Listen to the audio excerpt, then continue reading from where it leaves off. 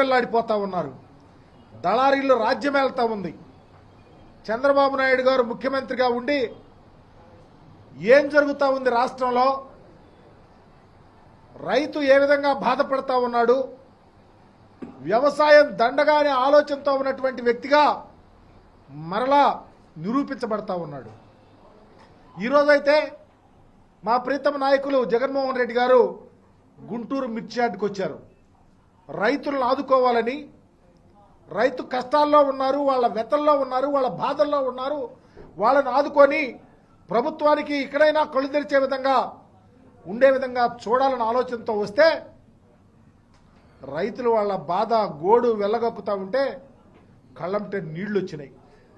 నిజంగా 6 కాలం కష్టపడి మిర్చి పండిస్తే జగన్మోహన్ రెడ్డి గారు ముఖ్యమంత్రిగా ఉన్నప్పుడు క్వింటా 23,000 నుంచి 24,000, 28,000 దాకా అమ్ముకున్నామయ్యా. ఈరోజు 10, 12, 13,000కు అమ్మే పరిస్థితి వస్తుంది.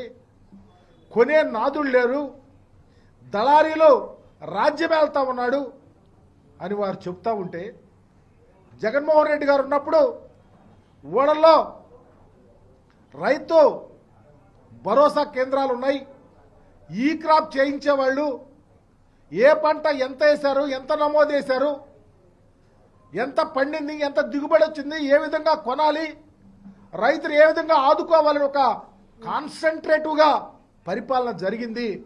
మేము చాలా ధైర్యంగా గుండె మీద చేసుకొని హాయిగా బ్రతికేమని చెప్పినటువంటి పరిస్థితి ఈరోజు చూసాం. కానీ చంద్రబాబు నాయుడు గారు ఈరోజు ఆ ప్రభుత్వంలో కానీ ఆ మంత్రులు కానీ వ్యవసాయం చేసే రైతు యొక్క విలువలు ఎక్కడా వాళ్ళకి కనిపిస్తలా. చివరికి జగన్మోహన్ రెడ్డి గారు వచ్చి రైతు కష్టాలు వాళ్ళ వ్యతలు ప్రభుత్వానికి తెలియపరిస్తే ఆగమేఘాల మీద కేంద్ర ప్రభుత్వానికి, కేంద్ర మంత్రికి ఇవాళ ఉత్తరం రాస్తా ఉన్నాడంట. మీ బ్రతుకంతా ఇట్లాగే జగన్మోహన్ రెడ్డి గారిదిగో ఇది జరుగుతూ ఉంది, తప్పు జరుగుతూ ఉంది, ఇది చెయ్యండి అంటే అప్పుడు మీరు మేల్కొల్పుతారు, అప్పుడు మీరు నిద్రలేస్తారు. ఎంత అన్యాయం అని అడుగుతా ఉన్నాం.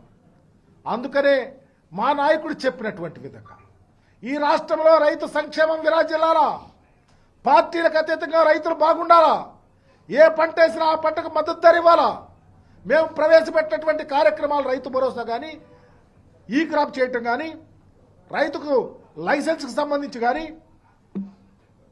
అన్ని విషయాలలో పునరాలోచించి ఇన్కార్పొరేట్ చేసి రైతులను ఆదుకోవాలని డిమాండ్ చేస్తూ ఉన్నాం. ఎంత దారుణం అంటే ప్రతిపక్ష నాయకుడు వస్తూ ఉంటే ఒక్క పోలీసు కూడా లేడంటే మీ పరిపాలన ఎంత దారుణంగా ఉందో, జగన్మోహన్ రెడ్డి గారి మీద ఎంత కుట్ర కక్ష సాధింపు చేస్తా ఉన్నారో అర్థమవుతా ఉంది. నేను అడుగుతా ఉన్నా చంద్రబాబు నాయుడు గారిని, మీరు పోలీసులు లేకుండా చేస్తారేమో. మేమున్నాం, మాజీ మంత్రులుగా, మాజీ శాసనసభ్యులుగా, ఎమ్మెల్సీలుగా, నాయకులుగా మా నాయకుడిని రక్షించుకోవటానికి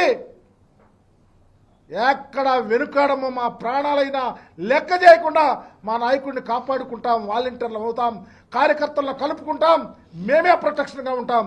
మీరు అనుకున్నారే ఈరోజు ప్రొటెక్షన్ లేకపోతే కేసులు పెడతాం, మీటింగ్ జరిగితే కేసులు పెడతాం, లేకపోతే పోలీసులు లేకపోతే మీటింగ్ జరగదనుకున్నారు. ఇలాంటివి ఎప్పుడు చేసినా మీ కుట్రలు, మీ కుతంత్రాలు లెక్క చేయకుండా మా నాయకుడిని కాపాడుకొని ఈ రాష్ట్రంలో మరలా వైఎస్ఆర్ కాంగ్రెస్ పార్టీని అధికారంలో తీసుకొచ్చుకోవటానికి, రైతు సంక్షేమానికి పెద్దపీట వేస్తాకి, ప్రజా సంక్షేమాన్ని భుజాన వేసుకోవటానికి, మీ కుట్రలు కుతంత్రాలు ప్రజలకు తెలియచేయటానికి జగన్మోహన్ రెడ్డి గారి నేతృత్వంలో ప్రతి ఒక్కరు మీ కంకణబద్దులుగా పనిచేస్తామని మీ ద్వారా తెలియపరుస్తా ఉన్నాం.